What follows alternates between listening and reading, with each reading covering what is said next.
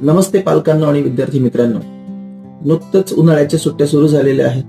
तर विद्यार्थ्यांच्या 8वी 9वी 10वीच्या सुट्ट्या चालू झालेल्या आहेत. तर या सुट्ट्यांमध्ये पालकांसाठी सर्वात मोठा प्रश्न असतो की विद्यार्थ्यांनी काय करायला पाहिजे.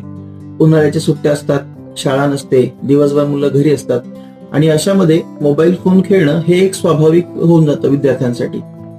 अशामध्ये मुलं फोन खेळणं काही सोडत नाही. बाहेर खूप ऊन आहे तर विद्यार्थी बाहेर जाऊ शकत नाही खेळायला, रादर आपणच त्यांना सोडत नाही.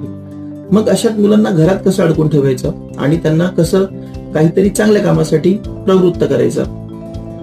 मोबाईल फोन्स मध्ये जे रील्स आपण बघतो किंवा जे मोबाईल मधले व्हिडिओज मुलं बघतात ते मुलांना कॉन्सन्ट्रेशन कमी करण्यासाठी खूप जास्त कारणीभूत ठरतात. तर सर्वात मेन आहे की मुलांचं कॉन्सन्ट्रेशन कसं वाढेल. मेन मुलांना पुस्तकं वाचण्यासाठी प्रेरित करा. पुस्तकं म्हणजे अभ्यासाची पुस्तकं नाही. मुलगा वर्षभर अभ्यास करतोय, आता परत अभ्यासच करेल तर त्याला कंटाळा येईल आणि कदाचित मग पुढच्या वर्षी त्याला अभ्यास करायला खूप जीवावर येईल. त्यापेक्षा अवांतर वाचनाची काही पुस्तकं मुलांना तुम्ही सजेस्ट करू शकता.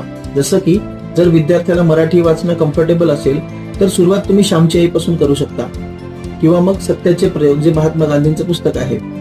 जर विद्यार्थ्याला इंग्लिश वाचायचं आहे तर असंच तुम्ही विंग्स ऑफ फायर अब्दुल कलामांचं पुस्तक घेऊ शकता किंवा कथा गोष्टी जर त्याला आवडत असतील तर हॅरी पॉटर सारखे तुम्ही कादंबऱ्या घेऊन देऊ शकता इंग्रजीमधल्या. पुस्तक वाचल्याने काय होतं, मुलांचं इमॅजिनेशन डेव्हलप होतं.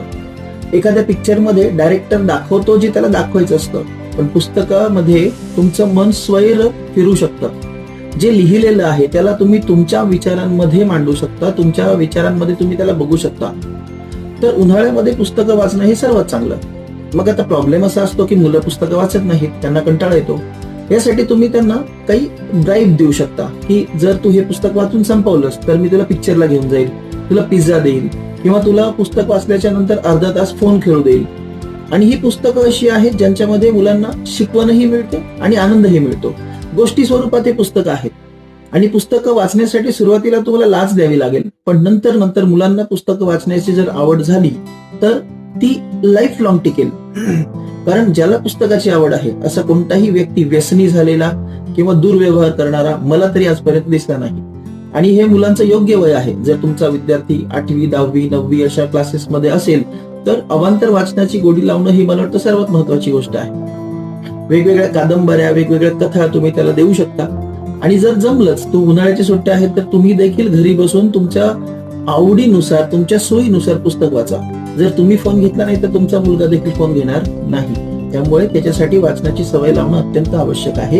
या व्यतिरिक्त काही मूवीज त्यांना दाखवू शकता. जर एज्युकेशनल मूवीज असल्या, जसं छावा होता किंवा अशाच काही स्वयंप्रेरणादायी चित्रपट असतात, बरेच लोकांच्या बायोपिक असतात, हे तुम्ही त्यांना दाखवू शकता. त्यांच्यासोबत खेळू शकता.